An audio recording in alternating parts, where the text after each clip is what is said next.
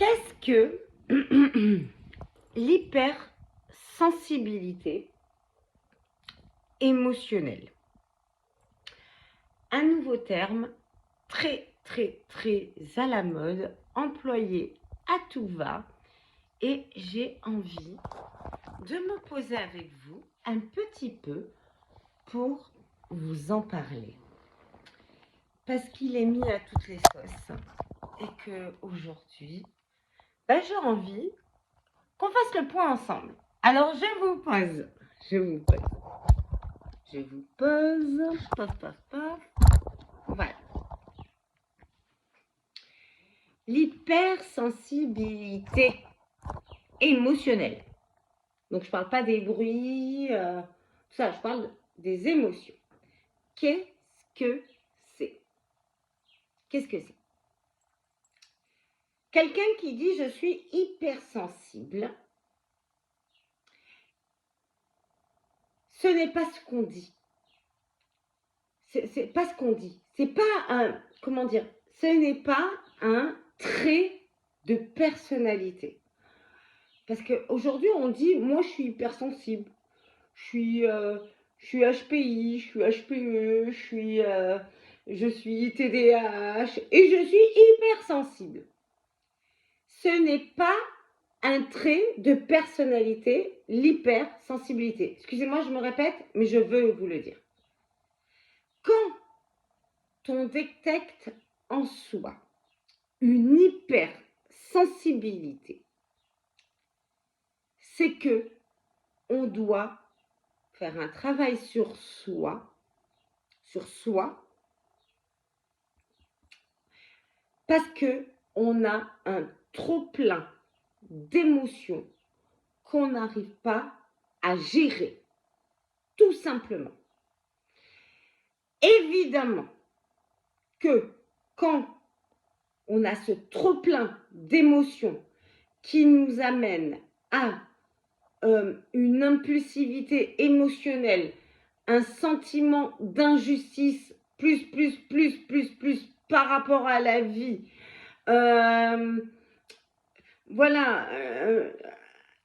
une forme d'isolement social parce qu'on ne veut plus aller vers le monde extérieur par peur d'être agressé par ce monde. Évidemment que quand on est dans cet état-là, c'est qu'à la base, on est des personnalités qui sont des personnalités qui sont tournées vers les autres. Parce qu'il existe des personnalités tournées vers eux-mêmes et des personnalités tournées vers les autres. Mais quand on est des personnalités tournées vers les autres et qu'on souffre des symptômes que je viens de vous dire juste avant, et que on dit qu'on devient hypersensible, c'est que là, il faut attaquer un travail personnel sur nous-mêmes pour pouvoir rapporter de la lumière et de l'énergie positive à ce monde. Une hypersensibilité émotionnelle. Tout le monde ne l'a pas. Tout le monde ne l'a pas. Les pervers ne vivent jamais ça. Les psychopathes ne vivent jamais ça. Plein d'autres pathologies ne vivent jamais ça. Mais les personnes empathiques et les personnes tournées vers les autres peuvent, à un moment donné, accumuler face à l'injustice de plein de choses et des rapports humains, un trop plein d'émotions qui va créer une hypersensibilité. L'hypersensibilité, c'est quoi? Alors, je vais vous expliquer. Ah, j'ai pas pris de feuille. Je prends une feuille. Je fais une feuille.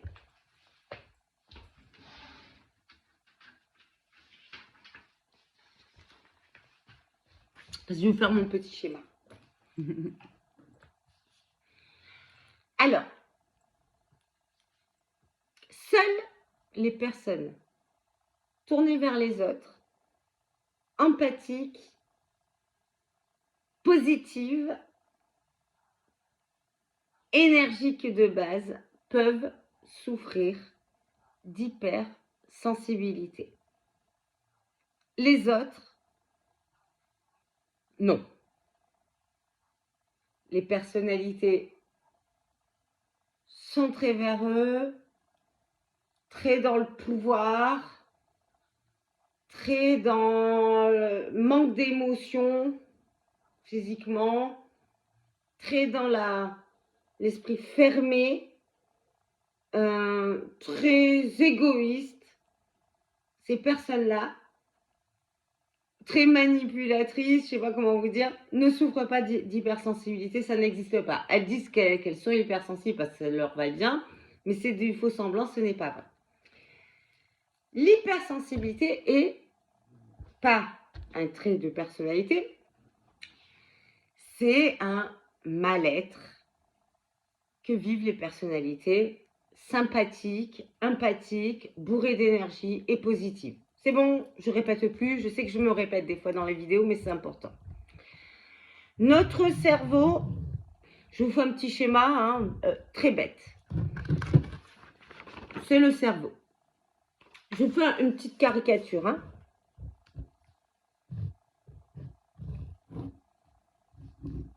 Je ne suis pas une grande dessinatrice, vous n'allez pas m'en vouloir. Je vous fais le petit dessin. On a un cerveau. Ok. Là, c'est le front. Je vous montre le front. Zone préfrontale.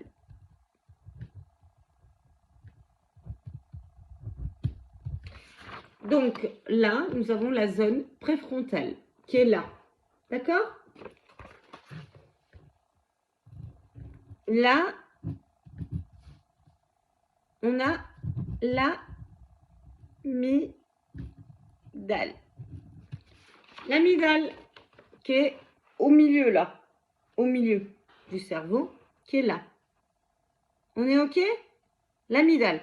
L'amygdale, c'est pas les amygdales, c'est au milieu du cerveau. D'accord? L'amygdale, c'est le lieu de toutes les émotions. C'est là où on rassemble toutes nos émotions. Donc, la peur, la tristesse, la joie, qu'est-ce qu'il peut y avoir? Le mépris, la colère, le dégoût. OK? Donc, c'est le lieu de toutes les émotions. La zone préfrontale, c'est le lieu de tout le raisonnement, de l'organisation, la planification, le raisonnement qui va nous permettre de digérer nos émotions quand on les accumule. Une personnalité empathique, dès qu'elle vit des traumatismes dans sa vie, de l'injustice, des choses difficiles, des accusations, du gaslighting avec des pervers, des accusations incohérentes, etc., va accumuler des émotions dans cette zone-là qui est l'amygdale. Donc, émotion va être la colère, enfin les émotions négatives, colère, tristesse, il peut y avoir la peur, il peut y avoir le mépris, ou le dégoût, ou et. D'accord? Il peut y en avoir plusieurs à la fois. D'accord? Il va accumuler tout ça au niveau de l'amygdale. Et là, il y a au milieu de tout ça, donc encore un peu plus haut, il y a ce qu'on appelle je l'écris, le thalamus. Le thalamus. D'accord? Qui est là, le thalamus. Le thalamus.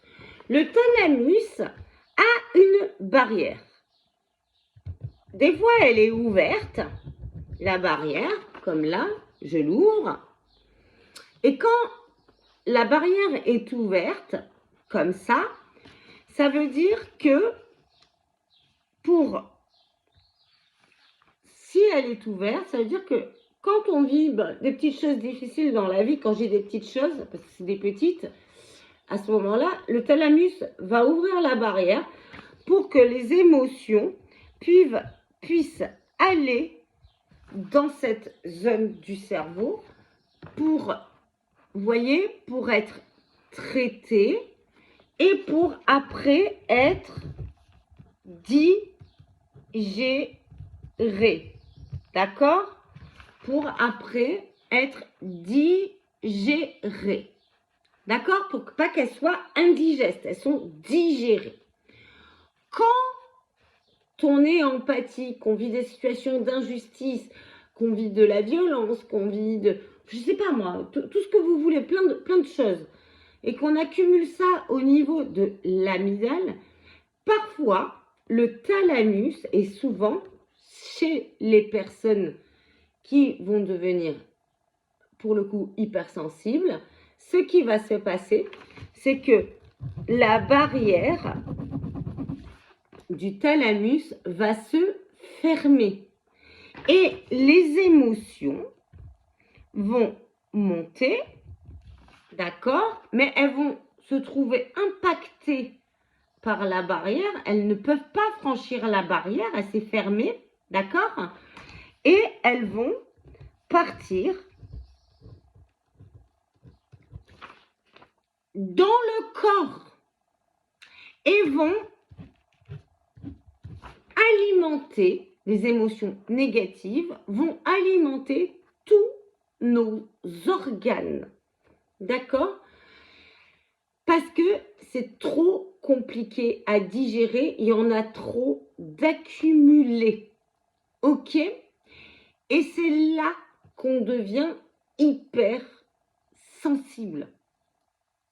Parce qu'on ressent nos émotions dans nos organes. Donc ça va provoquer quoi? Des douleurs, des angoisses. Les angoisses, c'est quoi? Les angoisses, c'est une multitude d'émotions parasitantes telles que la peur, la colère, la tristesse, le mépris et le dégoût, d'accord? Qui n'ont pas pu être digérées par ce cerveau-là, digérées, qui sont rentrées dans le corps et qui ont créé des angoisses. Des angoisses qui sont dans le corps et qui alimentent nos organes et qui font qu'on va avoir des maladies. Ok? L'hypersensibilité émotionnelle, c'est ça. C'est qu'on ne prend pas assez soin de nous, on est tourné vers les autres, on supporte des situations d'injustice, de mépris, de dégoût, de tout ça. On ne prend pas soin de nous, on n'est pas ouvert à tout ça, on bloque nos émotions et on les fout dans notre corps, on prend sur nous et qu'est-ce que ça fait? Ça fait des angoisses et puis après ça fait mal au dos, ça fait mal aux reins, ça fait des problèmes de thyroïde, ça fait des problèmes cardiovasculaires, ça fait des problèmes de cancer. Bon, là je vais dans les extrêmes, mais c'est ça, l'hypersensibilité émotionnelle. D'accord? Ce n'est pas un trait de personnalité d'être hypersensible. C'est un amas d'émotions qu'on a bloquées, on a vécu plusieurs traumatismes, on n'a pas pris soin de nous et au lieu de les digérer par notre cerveau là, on a décidé un peu d'avoir la flemme de prendre soin de nous, on les a bloqués dans le corps et on a plein de maladies physiques. Je dis on a eu la flemme parce qu'il y a beaucoup de personnes qui se plaignent de leurs maladies physiques, mais qui ne prennent pas conscience du fait qu'elles ne prennent pas soin d'elles émotionnellement. Et elles disent, c'est pas grave, j'accepte. Enfin, qui décident d'être des victimes de la vie, mais par contre, le problème, c'est qu'elles passent leur vie chez les médecins, chez les spécialistes, parce qu'elles ont toujours des problèmes de santé. L'hypersensibilité émotionnelle, elle est là. Elle est là, ce n'est pas un trait de personnalité. Oui, certes, les personnes les plus empathiques, les plus ouvertes au monde vont souffrir d'hypersensibilité émotionnelle. Bien plus que des personnalités qui sont tournées que vers elles, qui vont agir que pour elles, etc. Bien évidemment que les personnalités hypersensibles vont souffrir plus, vu qu'elles vont bloquer leurs émotions, qu'elles vont toujours faire en fonction des autres, vont plus souffrir de burn-out professionnel, de fatigue et d'épuisement psychologique, bien évidemment.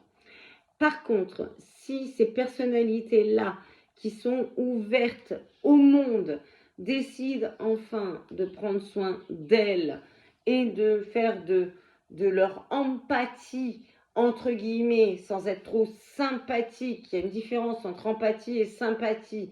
L'empathie, c'est comprendre les autres, mais pas ressentir leurs émotions, et toujours se protéger dans nos propres émotions. C'est-à-dire que la colère de l'autre n'est pas notre colère à nous. La tristesse de l'autre n'est pas notre tristesse à nous. On comprend, mais on ne ressent pas. On est là, on peut aider si la personne nous demande de l'aide. Tout simplement, on ne prend pas le fardeau du monde ou des gens pour nous. Autrement, on aura trop d'émotions qui vont être bloquées dans notre corps et on va devenir hypersensible. Ça va exploser émotionnellement et on va finir par être angoissé et donc en dépression anxiogène. L'hypersensibilité peut être un don parce qu'on est tourné vers les autres. Et justement, ça peut être un don pour donner du positif au monde,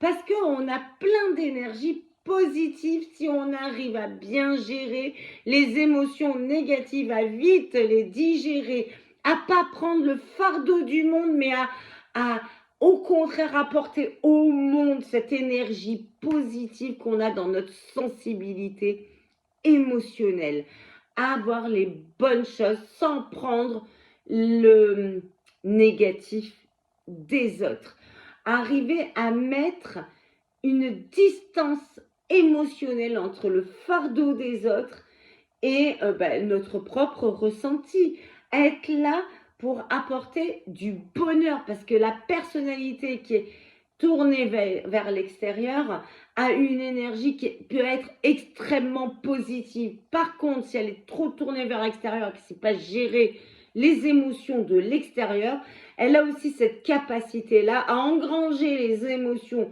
négatives des autres, à les mettre dans son corps et pour le coup à devenir hypersensible et donc plutôt dans la révolte. D'accord? Donc, l'objectif, c'est de faire de notre pouvoir d'hypersensible, pas d'hypersensible, d'empathique, de ne pas basculer dans l'hypersensibilité. En fait, il faut être empathique. Je comprends les autres. Je comprends que là, leur émotion, elle est négative. Je le comprends. Mais je ne ressens pas l'émotion négative. Parce que moi, je n'ai pas envie, je me protège. J'ai la barrière du thalamus qui est ouverte et je fais fonctionner mon cerveau. Mon cerveau préfrontal. Je ne prends pas. J'entends. Je vois. Je ressens. Je fais fonctionner. Des fois, je ne sens pas. Donc, je ferme mon nez. Des fois, je n'entends pas. Donc, j'enlève. Tout simplement. Des fois, je n'ai pas envie de voir. Donc, je fais ces gestes-là. J'ai pas envie. Je me protège des émotions négatives. Et je les entends, je les comprends, mais je ne les ressens pas. Je ne les mets pas dans le corps. Et j'apporte de l'énergie au monde, positive. Parce que je suis empathique et parce que je veux que le monde fonctionne positivement. Tout ce qui est négatif ne me concerne pas, sauf si je crée une situation négative, auquel cas je fais en sorte de la réparer. Mais si je ne la crée pas, je l'observe, je l'entends, je l'écoute et j'essaie d'en tourner du positif. Voilà, l'hypersensibilité et la maladie de l'empathique mais l'empathique peut, avec un travail sur lui-même et en se protégeant, devenir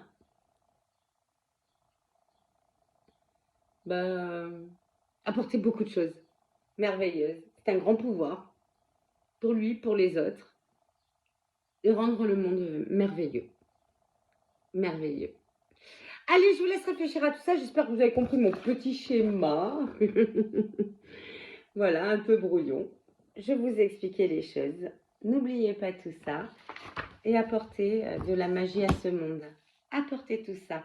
Franchement, moi, je vous donne une petite astuce.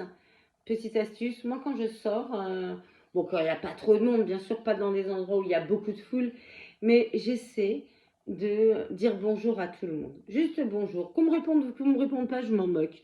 Mais je sais qu'aux gens à qui j'ai dit bonjour, qui m'ont répondu, ça leur a fait du bien. Et ceux qui m'ont répondu, ça m'a fait du bien. Et l'autre chose que je fais, c'est que j'essaie d'apporter un sourire à au moins 3 personnes dans ma journée. Et quand j'ai fait ça, je sais pas, je m'endors bien et je suis bien. Voilà, allez, je vous laisse réfléchir à tout ça. Si vous avez aimé cette vidéo, vous likez, vous vous abonnez, vous commentez et vous partagez, vous partagez. Faites-le, faites-le, franchement, ça me donne envie de continuer quand vous le faites. Je vous embrasse très très fort. Bisous, bisous, bisous.